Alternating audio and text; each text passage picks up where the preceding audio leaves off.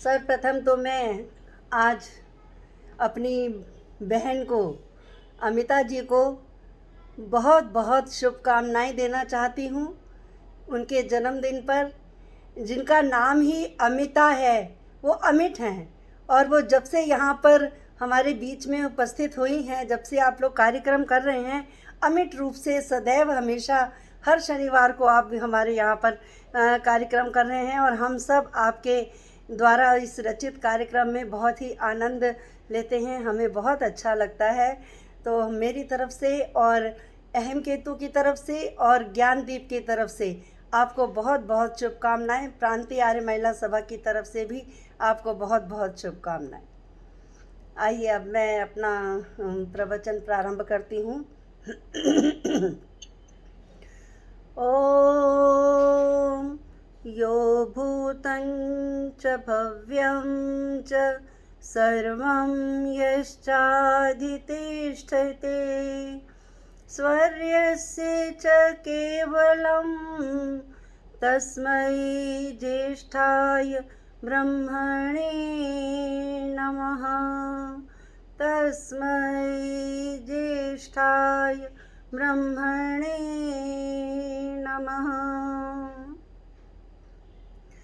भूत भविष्यत वर्तमान का जो प्रभु है अंतर्यामी, विश्व व्योम में व्याप्त हो रहा जो त्रिकाल का है स्वामी। निर्विकार आनंद कंद है जो कैवल्य रूप सुख धाम, उस महान जगदीश्वर को है अर्पित मेरा नम्र प्रणाम। उस महान परमेश्वर को है अर्पित मेरा नम्र प्रणाम।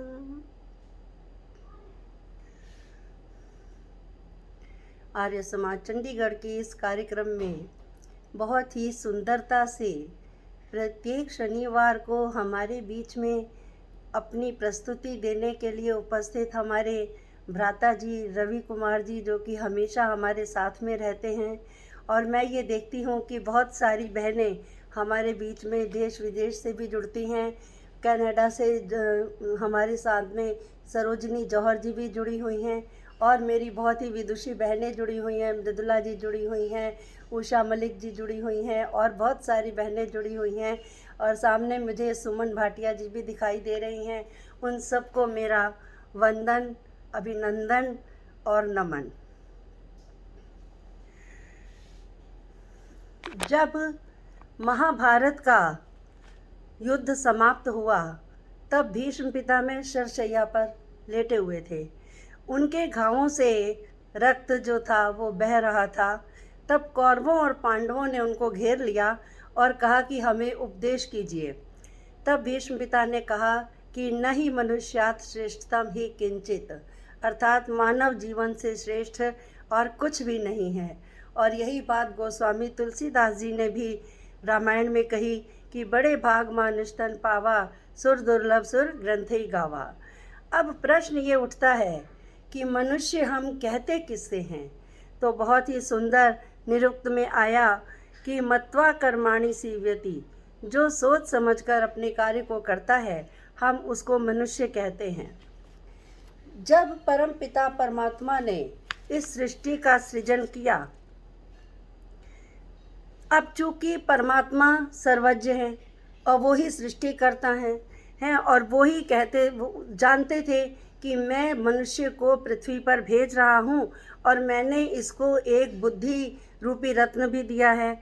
अब वो वहाँ पर जाकर के अपनी बुद्धि का प्रयोग करके कुछ ना कुछ तो करेगा, कभी अच्छे कार्य करेगा तो कभी बुरे कार्यों को भी करेगा, और त्रुटियाँ भी करेगा, अच्छाई भी करेगा।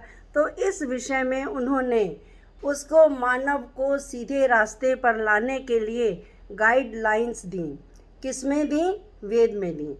अर्थात कि जब मानव सृष्टि बनी, जब ये सृष्टि बनी तब परमपिता परमात्मा ने वेदों का भी सृजन किया और हम सब के लिए वेदों का ज्ञान भी दिया।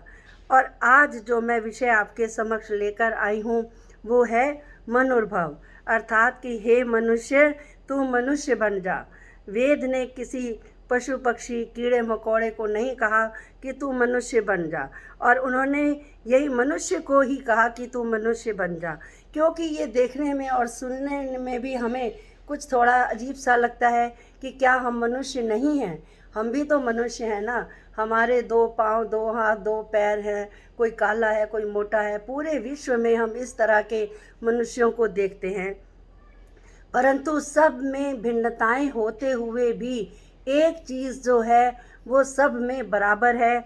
वो क्या है कि सब के भीतर जो है वो लाल रंग का रक्त जो है वो प्रवाहित होता है। यहाँ पर एक बात मैं और आपको बताना चाहती हूँ कि हमारे भारतवर्ष में या पूरे संसार में जितने भी मत मतांतर फैले हुए हैं, वो सबके सब मत मतांतर जो हैं वो अपनी अपनी बात करते हैं। कोई कहते हैं कि हम मुसलमान बनाएंगे, कोई कहते हैं ईसाई बनाएंगे, कोई कहते हैं सिख बनाएंगे, कोई कहता है जैन बनाएंगे, कोई कहते हैं बौद्ध बनाएंगे। लेकिन वेद क्या कहता है कि हम मनुष्य बनाएंगे। अगर मनुष्य बनेंगे तो संसार की जो चक्की है, संसार जो है, सृष्टि जो है वो बहुत अच्छे प्रकार से चलेगी, क्योंकि मनुष्यता मनुष्य की जो होती है वही हम सबको जीने के लिए प्रेरित भी करती है और जीने का हमें आधार भी देती है। तो इसी अपनी बात को मैं आज आपके समक्ष में प्रस्तुत करने के लिए बहुत ही सुंदर एक ऋग्वेद का मंत्र है। तंतुम तन्म निजसो भानुमिन्वहि ज्योतिष्मथा पथो रक्ष धिया कृतान अनुर्वणम वयत जो गुमापो मनुर्भव जनया दैव्यम जन्म। ये मंत्र जो है हमें शिक्षा देता है कि हे मनुष्य, तू मनुष्य बन, तू मनुष्य की तरह से चल, तू सब चालें छोड़ दे, तू कुत्ते की चाल छोड़ दे, तू भेड़िए की चाल छोड़ दे, तू गीदड़ की चाल छोड़ दे, तू जो भी इस तरह की उल्टी सीधी चालें हैं वो तू छोड़ दे।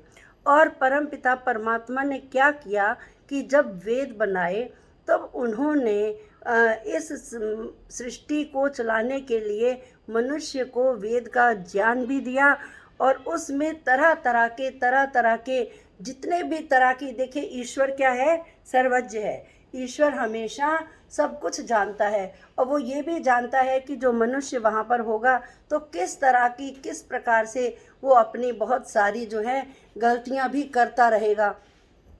तो उन्होंने सोचा कि मैं क्यों ना कुछ ऐसी ऐसी बातें बताऊं। और वेद मंत्रों को आप देखिए, एक एक वेद मंत्र आप उठा के देखिए, उनमें कोई ना कोई हमें प्रेरणास्पद बातें अवश्य मिलती हैं। कोई ना कोई हमें वेद की शिक्षा जो है वो अवश्य मिलती है। तो क्या कहा गया कि मनुष्य, तू मनुष्य बन। कैसे मनुष्य बन? जब तू सीधे रास्ते पर चलेगा तभी जाकर के तू मनुष्यत्व को प्राप्त कर पाएगा। उसके लिए उन्होंने ये जो मंत्र मैंने आपके समक्ष में रखा, ये बहुत ही एक अलंकारिक मंत्र है। अलंकार के रूप से, उपमा के रूप से उन्होंने हमें ये समझाया है कि ओम तंतुम, कि ये जो संसार है ये एक पूरा तंत्र है, वो ताना बाना है।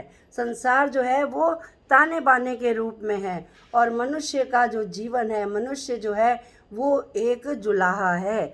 जिस प्रकार से एक जुलाहा अपनी किसी कृति को बहुत ही सुंदरता से बनाता है, तो वो उसमें किसी तरह की कोई गलती ना करते हुए, जिससे कि उसकी सुंदरता में कोई कमी आ जाए, वो बड़े पूरे ध्यान पूर्वक बनाता है। आप लोगों ने कभी देखा होगा, कभी आपने कपड़े की फैक्ट्री देखी होगी या जो कुछ भी देखा होगा, उसमें क्या करते हैं कि एक धागा जो है वो ऐसे सीधा ताना जाता है, और फिर दूसरे धागे से जो है वो बुनाई करी जाती है।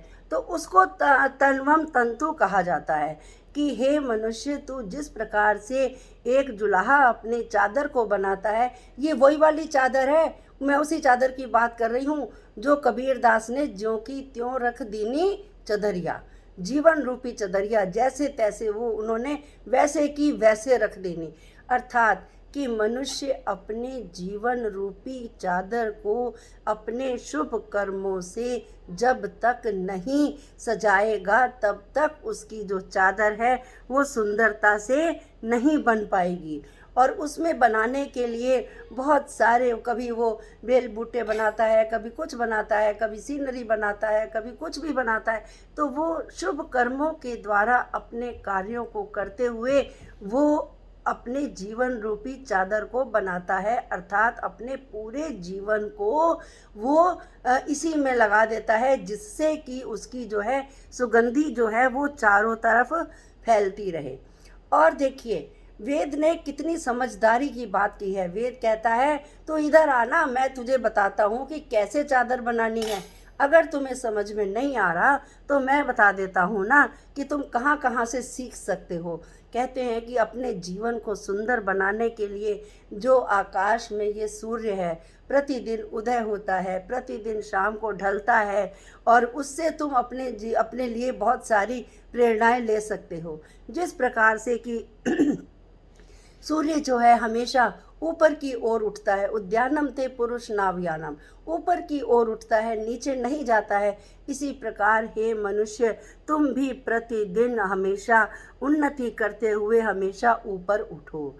सूर्य क्या करता है कि जिस प्रकार वो समय का पाबंद है, रोज समय से उठना, रोज समय से अस्त होना, इसी प्रकार हम भी अपने जीवन में एक दिनचर्या बनाएं। देखिए ये सब बातें मैं इसलिए बता रही हूँ कि जब तक हम अपने जीवन में इस तरह की बातों को नहीं अनुसरण करेंगे ना, तब तक हमारा जीवन जो है वो सुचारू रूप से नहीं चल पाएगा। क्यों? क्योंकि देखिए आज का मनुष्य क्या है, रात में देर तक सोते रहते हैं, सुबह देर से उठते हैं, तो कोई जीवन की दिनचर्या ही नहीं होती। और जो सुबह रात को जल्दी सोते हैं, सुबह जल्दी उठते हैं, हमारी वैदिक संस्कृति, हमारी भारतीय संस्कृति भी यही आदेश देती है कि early to bed and early to rise. तो यही तो है ना। तो हम लोग क्या करते हैं कि अपनी मर्जी से सोते हैं, अपनी मर्जी से, हमारी 12 बजे तो दिन चढ़ता है ना कि हम 12 बजे हम अपने कार्य प्रारंभ करते हैं, होता भी ऐसे ही है। तो मनुष्य जो है अपने जीवन में मतलब मैं ये तो नहीं कहूँगी कि भटक गया है, मैं ये कहना चाहूँगी कि वो थोड़े से अपने पथ से विचलित हो गया है। मतलब उसने अपना कार्य करने का जो है वो तरीका बदल लिया है। परंतु वेद कहता है कि तुम समय के पाबंद रहो। जब तक तुम समय के पाबंद नहीं रहोगे तब तक जो है तुम्हारा जो जीवन है वो सुगंधित नहीं हो पाएगा। अच्छा, कभी आपने सुना कि जो सूरज आकाश में है वो अपने आकर्षण से सारे ग्रहों को अपनी ओर आकर्षित करता रहता है? क्या कभी सुना हमने कि कोई भी ग्रह आपस में टकरा गए, या कभी कोई सुना कि कोई एक आध कोई ग्रह नीचे धरती पर आकर गिर पड़ा? नहीं गिर पड़ा ना। क्यों? क्योंकि उनमें इतने नियमितता है, इतनी व्यवस्था है कि वो अब सदियों सदियों से ऐसा ही हो रहा है। आपको पता है सृष्टि की आयु कितनी है? 4 अरब और 32 करोड़ वर्ष, और 1 अरब 96 करोड़ 8,53,120-21-22 वर्ष हो चुके हैं। तो तब से वो सृष्टि, सूरज जो है पृथ्वी के चारों ओर घूमे जा रहा है, घूमे जा रहा है, घूमे जा रहा है। कभी किसी से टकराया नहीं, कभी किसी से कुछ नहीं, मतलब वैसे ही चलता जा रहा है। और मनुष्य क्या होता है? मनुष्य को परमपिता परमात्मा ने बुद्धि तो दी थी कि अच्छे कार्यों को करने के लिए, लेकिन वो अपने पथ से भ्रष्ट हो जाता है। क्यों? क्योंकि वो परमपिता परमात्मा की ओर से हट करके वो दुनिया में विलीन हो जाता है, मायाभिमुख हो जाता है। तभी लिए तो जो कहते हैं ना कि सूर्य जो है, जो परमपिता जो परमात्मा है, वो मायाभिमुख प्राणियों को हमेशा अपनी ओर आकर्षित करते रहते हैं। तो किस प्रकार से जो सूर्य जो है हमें शिक्षा देता है कि हमें अपने जीवन में किस तरह से अपने आगे चलना चाहिए, हमें नियमितता का ध्यान रखना चाहिए, समय से उठना, समय से बढ़ना, और हमेशा एक काम में एक रास्ता बना के रखनी है, एक सौम्यता बना के रखनी है, कभी ऊंच नीच ना करें तो ज़्यादा अच्छा है। और फिर आगे कहा कि देखो, परमात्मा ने कहा, देख मनुष्य, हे जीव, तू देख, तू तेरे आने से पहले जो इस संसार में, इस जीवन में जो तेरे लिए रास्ते प्रकाशित करके गए हैं, अर्थात जो मनुष्य जो पहले आए हैं, उन्होंने तुम्हारे लिए कितने उदाहरण प्रस्तुत किए हैं, कितने अच्छी अच्छी बातें उन्होंने बताई हैं, कितने अच्छी अच्छी चीज़ें उन्होंने तुम्हें बताई हैं। उन्होंने देखिए, जो हमारे से पहले आने वाले जितने भी लोग थे, वो क्या थे, हमारे लिए एक लाइट हाउस की तरह से थे। मतलब उन्होंने प्रत्येक जो भी, जिनका भी हम नाम लें, वो मनुष्य बनते बनते मनुष्य से क्या बने, वो मनुष्य से राम बने, राम से कृष्ण बने, कृष्ण से दयानंद बने। तो इस तरह से करते करते वो मनुष्य जन्मों जन्मों मेहनत कर करके कहाँ से कहाँ से क्या बन जाता है। उनके अगर हम देखें तो उन्होंने जो हमारे जीवन में ज्योतियाँ फैलाई हैं, जो उन्होंने अपनी बुद्धि से, ज्ञान से, किस प्रकार से उन्होंने अपने बुद्धि रूपी ज्ञान से हमको रास्ते बताए हैं, हमें अपने रास्ते पर चलने के लिए उन्होंने हमें शिक्षाएं दी हैं। जब तक हम उनका अनुसरण नहीं करेंगे, तब तक जो है हमारा जो जीवन जो है वो आगे नहीं बढ़ सकता। जिस प्रकार सूर्य जो है प्रकाश को देता है, अंधकार को मिटाता है, और ऐसे हम भी तो रोज़ प्रार्थना करते हैं ना कि तमसो माह ज्योतिर्गमय। हम भी रोज़ प्रार्थना करते हैं कि हे प्रभु, हमें अंधकार से प्रकाश की ओर ले जाओ। वो अंधकार है कौन सा? वो अंधकार है हमारे अज्ञान का, वो अंधकार है हमारी अविद्या का।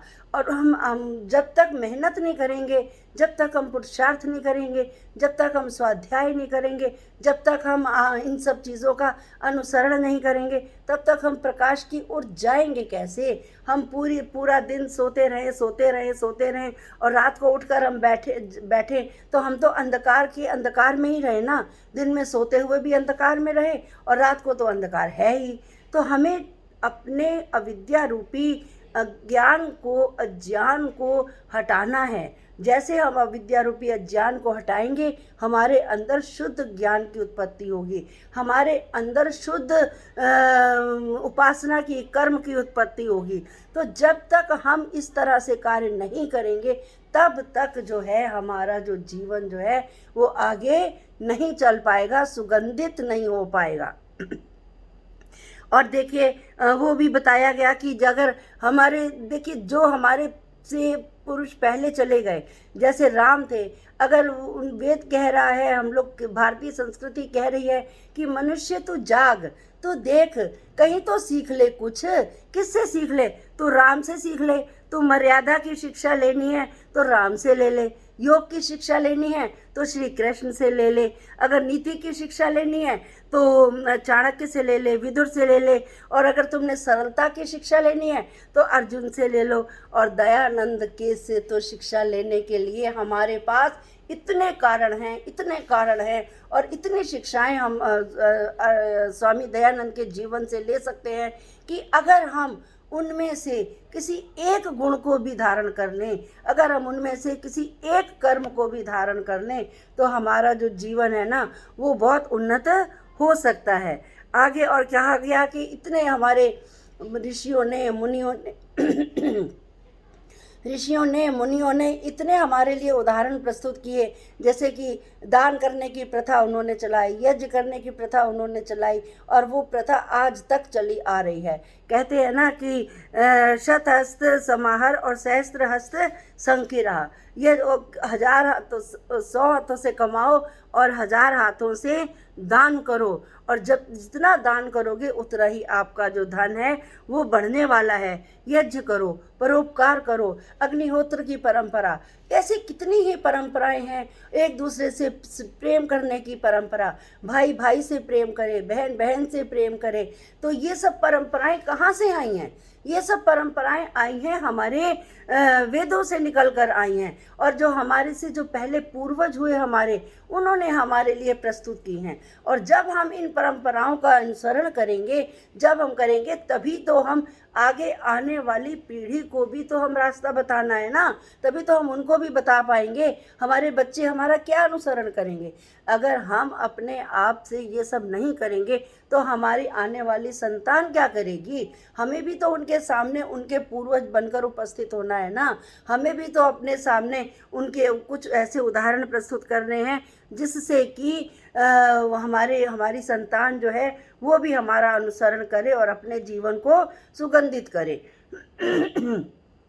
आगे आया, कहा कि अनुल्वण वयम जोगवामपो कि हे मनुष्य, तू क्या कर कि समस्या, अनुल्वण मतलब होता है कि तुम कहीं उलझो मत, समस्याओं में मत उलझो, तुम जीवन में उलझो मत। समस्याएं किसके जीवन में नहीं आती? प्रत्येक व्यक्ति के जीवन में समस्याएं आती हैं। कभी किसी में कम आती हैं, कभी किसी में ज़्यादा आती हैं। मान अपमान, लाभ हानि, ऊंच नीच, और बहुत सारी समस्याएं ऐसी आती हैं। लेकिन अगर हम उन्हीं के चक्कर में फंसे रहे कि हाय ये क्या हो गया, हाय वो क्या हो गया, ये क्या हुआ, वो क्या हुआ, ये तो एक पार्ट ऑफ लाइफ है, ये तो आएगी ही आएगी। जब भगवान राम भी इनसे नहीं बच पाए, कृष्ण भी इनसे नहीं बच पाए, स्वामी दयानंद भी इनसे नहीं बच पाए, तो हम कहाँ, क्यों, हम कैसे बच पाएंगे? हम भी तो इनसे नहीं बच पाएंगे ना। समस्याओं को देखिए, एक शब्द मैंने, एक लाइन कहीं पर पढ़ी थी कि अगर कहीं पर कोई चीज़ होती है तो उसके समस्या का कुछ ना कुछ हल अवश्य होता है। अगर हमारे सामने कोई समस्या उपस्थित हुई है तो उसका हल भी अवश्य होगा। तो समस्याओं से ऊपर उठ कर के हमें जीवन जीना है। वो हम समस्याओं से ऊपर उठ कर के जीवन हम कैसे जी पाएंगे? आगे आता है शब्द अपाह, अर्थात कि हम तब जी पाएंगे जब हम अच्छे कर्म करेंगे। अब अच्छे कर्म कैसे करेंगे? तो बहुत सुंदर एक श्लोक आता है गीता में, यज्ञार्थार्थ कर्मणो अन्यत्र लोको अयम कर्म बंधना तदर्थ कर्म कौन्तेय मुक्त संग समाचर। कि अर्थात हम दो प्रकार के कर्म करेंगे ना, तो वो जो है हमें मुक्ति की ओर ले जाएंगे। वो कौन से कर्म होते हैं? एक निष्काम कर्म होते हैं और एक सकाम कर्म भी होते हैं। परंतु सकाम कर्म वो वाले कर्म होते हैं जिनका हम कोई भी मतलब हम ऐसा निश्चय करें कि हमें उनसे कोई फल की आशा नहीं है। जो देगा वो परमात्मा ही देगा, किसी तरह से ही देगा, उसी के अनुसार हमें उनको स्वीकार करना है। परंतु श्री कृष्ण जो हैं अर्जुन को समझाते हुए कहते हैं कि ये जो दो कर्म है ना, जो मैंने तुझे दो कर्म बताए हैं ना करने के लिए, एक शर्त है कि वो बिना आसक्ति के करने होंगे, बिना किसी मोह माया के करने होंगे।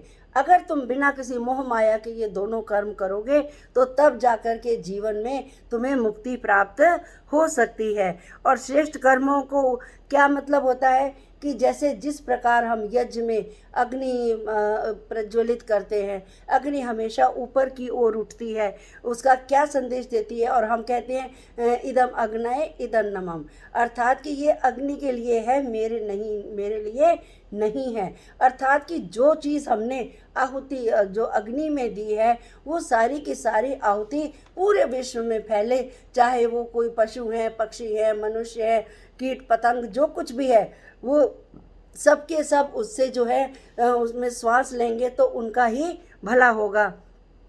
और इसका एक छोटा सा मतलब क्या है? इदम अग्नये इदम नमम का मतलब है मैक्सिमम फॉर सेल्फ, वो मिनिमम फॉर सेल्फ, कि मेरे लिए तो बहुत थोड़ा सा हो, और मैक्सिमम फॉर अदर्स, कि मेरे अपने लिए मुझे कुछ नहीं रखना है, मुझे सब दूसरों को देना है। तो इस प्रकार से ये हमारा उद्देश्य होना चाहिए जीवन का, तभी जाकर के हम ऊपर उठ सकते हैं। कहते हैं ना कि उठ उठ कर ऊपर अग्नि करती हमें इशारा, जीवन में ऊपर को उठना है कर्तव्य हमारा। उद्भुत होते देख अग्नि को हम भी उद्भुत होवें, कर्तव्य पथ पर बढ़ते जाएं, कभी ना हिम्मत खोवें। अर्थात हमें जिस प्रकार अग्नि ऊपर उठती है, हमें भी उसी प्रकार ही ऊपर उठना है। और वो उठेंगे कैसे? जब हम अपने आप से, स्वयं से, अपने से हम मोह अलग करेंगे तभी तो हम ऊपर उठ पाएंगे ना। जब हमारे में सर्वे भवन्तु सुखिनः की भावना आएगी तभी तो हम सिर्फ अपने से हट के दूसरों के विषय में सोच पाएंगे ना।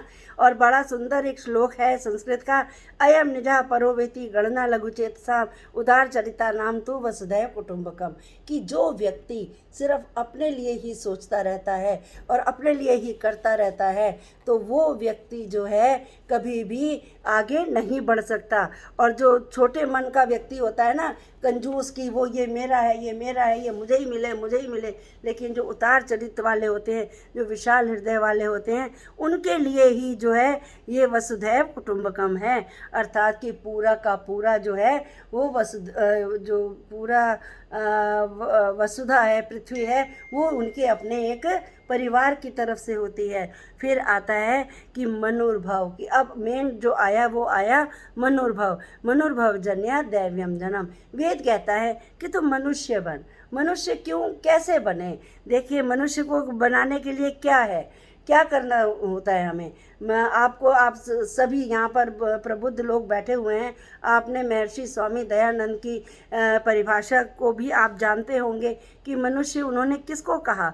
उन्होंने कहा मनुष्य उसी को कहना जो मननशील होकर, स्व आत्मत होकर, अन्य के सुख दुख हानि लाभ को भी समझे, अन्यायकारी बलवान से भी न डरे और धर्मात्मा निर्बल से भी डरता रहे।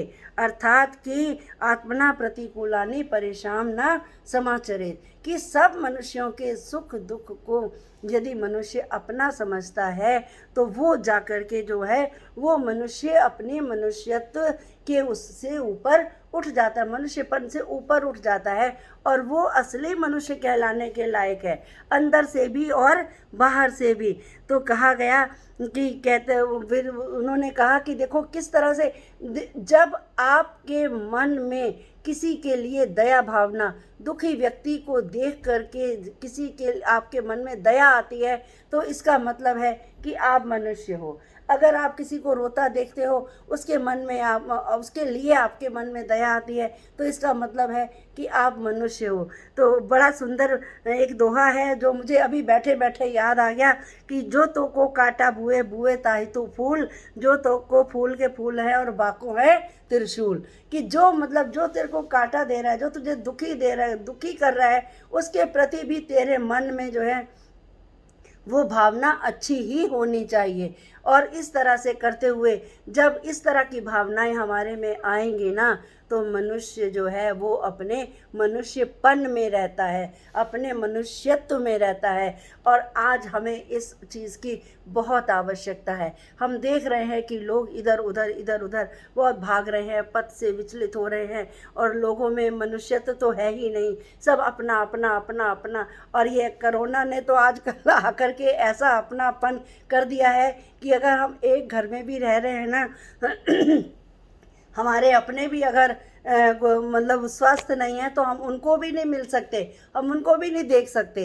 तो ये तो चलो एक मैं मजाक के लिए कह रही हूँ, लेकिन मतलब आज सचमुच में मनुष्य ऐसा ही हो गया। वो सब अपना स्वार्थी ज़रूर सोचते हैं और दूसरों की कहते हैं ना कि बड़ी सुंदर एक कविता किसी ने कही थी कि गमों की आँख से आंसू निकाल कर तो देखो, गमों की आँख से आंसू निकाल कर तो देखो, बनेंगे रंग किसी पर डाल कर देखो, आपके दिल की चुभन होगी ज़रूर कम, किसी के पैर का कांटा निकाल कर तो देखो, किसी के पैर का कांटा निकाल कर तो देखो। हम रोज़ प्रार्थना करते हैं, यज्ञ करते हैं, हम रोज़ प्रार्थना करते हैं, यज्ञ रूप प्रभु हमारे भाव उज्ज्वल कीजिए। है हमारे भाव कितने उज्ज्वल हुए। हम देखिए सदियों हो गई, हमें कितने साल हो गए हमें ये प्रार्थना करते करते, हमारे भाव कितने उज्ज्वल हुए हैं। आज तक कोई हमारे भाव, और जब भी हम देखते हैं किसी को अच्छा पहने हुए देखते हैं तो अरे ये तो हमारे पास भी होना चाहिए, किसी का बड़ा घर देखते हैं तो लगता है कि अरे हम तो हमारे पास भी होना चाहिए। तो इस तरह से करते हुए क्या कहते हैं कि हम अपने भावों को उज्ज्वल करें, हम अगर सब सोचेंगे कि सब वसुधैव कुटुंबकम की भावना अगर हमारे मन में आएगी तो हम सोचेंगे कि चलो कोई बात नहीं, वो तो सुखी है ना, अगर वो सुखी है तो मैं भी सुखी हूँ। अगर इस तरह की भावना अगर हमारे मन में आती है ना, तो इस प्रकार से हमारे अंदर जो है वो एक मनुष्यत्व की भावना आ जाती है। तो हमें मनुष्य कैसे बनेंगे, उपनिषद का एक छोटा सा मैं उदाहरण आपके समक्ष रखना चाहती हूँ। मेरे 2-3-4 मिनट शेष हैं, बस मैं अपनी बात को समाप्त करूँगी। वो प्रजापति के पास मनुष्य और दानव जाते, दानव और राक्षस और मनुष्य दोनों जाते हैं और वो उनसे कहते हैं, एक दिन उन प्रजापति ने उनको अपने पास बुला लिया। तो उन्होंने कहा कि तुम आज आओ, मैं तुम्हें बहुत बढ़िया सा खाना खिलाऊंगा, भोजन कराऊंगा। तो वो वहाँ पर चले गए। तो उन्होंने प्रजापति ने बहुत ही सुंदर, अच्छा, खूब स्वाद, खीर, पूड़ी, माल पूड़े, पता नहीं क्या क्या क्या क्या बनाया। तो उन्होंने, जो असुर तो असुर ही होते हैं ना, उन्होंने कहा देखो मैं पहले, हम पहले खाएंगे, हमारी बारी पहले आनी चाहिए। उन्होंने कहा, प्रजापति ने कहा ठीक है, कोई बात नहीं, हम आपको पहले खिला देंगे, पर एक शर्त है। क्या है कि एक तो समय की सीमा है कि आपको कुछ समय दिया जाएगा, इसमें ही आपने अपना भोजन समाप्त करना है। और दूसरी बात यह है कि हम आपकी जो हाथ है ना, बाजू हैं, इस पर हम लंबे लंबे डंडे बांध देंगे और जिससे कि आपको उन्हीं की सहायता से आपको भोजन करना पड़ेगा। उन्होंने कहा ठीक है। तो असुरों को बिठाया गया, उनके सामने भोजन परोसा गया। अब उनके तो मुंह में पानी आना शुरू हो गया कि जल्दी से किसी तरह से फटाफट से ये खाना हम खा पाएँ। और उन्होंने, प्रजापति ने क्या किया कि लंबे लंबे डंडे उनके हाथों में बांध दिए, जिससे कि उनकी जो कोहनियाँ थीं वो मुड़ नहीं पाई। और जब असुर खाना खाने लगे तो क्या करते हैं, वो जब कोहनियाँ मुड़ नहीं पाई, जैसे वो उठा के खाते तो वो कोई खाना उनके मुंह पे गिरता, किसी के कपड़ों पे गिरता, इधर उधर गिरता रहा। लेकिन उन असुरों के मुख में एक भी ग्रास वो जो था वो नहीं जा पाया। तो उन्होंने, प्रजापति ने बैल बजा दी कि बस तुम्हारा समय खत्म हो गया, अब तुम उठो, अब देवताओं की बारी है। तो जब देवताओं की बारी आई तो उनके साथ भी वही व्यवहार किया गया। तो उन्होंने क्या किया कि वो जो उन्होंने डंडे बांधे हुए थे वो आमने सामने बैठे हुए थे, जैसे उन्होंने असुरों को बिठाया था वैसे उनको भी बिठाया था। उन्होंने, देवताओं ने क्या किया कि अपने चम्मच को लेकर दूसरे के सामने वाले के मुंह में डाला और दूसरे सामने वाले ने उनके मुंह में डाला, अर्थात कि दोनों आपस में भोजन कर चुके और दोनों तृप्त हो गए। उसका क्या कारण था? कारण ये था कि जो असुर थे उन्होंने कभी देना नहीं सीखा, उन्होंने कभी बांटना नहीं सीखा और उन्होंने कभी किसी के भले की बात सोची ही नहीं। लेकिन जो मनुष्य थे, वो जो देवता थे, वो तो देना जानते थे। वो तो उन्होंने, उनके तो जीवन में देना ही एक सबसे बड़ी बात होती है। तो उन्होंने एक सामने बैठे वाले को खिलाया, दिया। तो इस प्रकार से उन्होंने एक दूसरे का पेट भी भरा। और उन्होंने कहा कि ये जो दानव है ना, और ये दानव हैं और ये देवता हैं, इन लोगों में कितना अच्छा देखो अंतर है।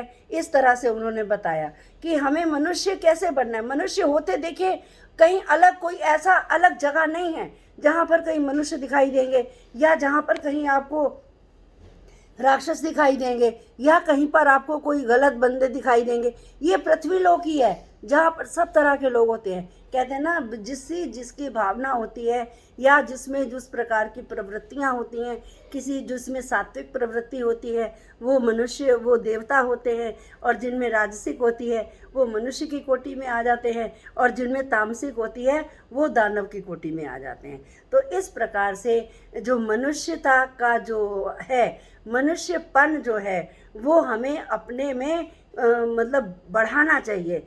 ठीक है, हम मतलब रह रहे हैं, सब कुछ है, हमें संसार में भी रहना है, हमें दुनियादारी भी करनी है, हमें सब कुछ करना है, लेकिन फिर भी जो मनुष्यत्व जो है वो हमें अपने में, कहते हैं उसकी परसेंटेज, अब ये हमें अपने आप से देखना है कि हमारा लेवल क्या है, हमारा स्तर क्या है, हम कौन से स्तर पर हैं। तो वो स्तर जो है, हमें अपना स्तर जो है ऊंचा उठाना है। और ये ऊंचा उठाएंगे कैसे हम? देखिए, महात्मा बुद्ध हुए ना, महात्मा बुद्ध हुए जब वो उनके जीवन की अंतिम घड़ी आ गई, तब उन्होंने, उनके जो शिष्य थे वो घबरा गए, उनके साथ रहते थे ना, तो उन्होंने कहा कि मैं अब हम हमारा मार्गदर्शन कौन करेगा, आप तो जा रहे हो। तो बेचारे बड़े परेशान हुए।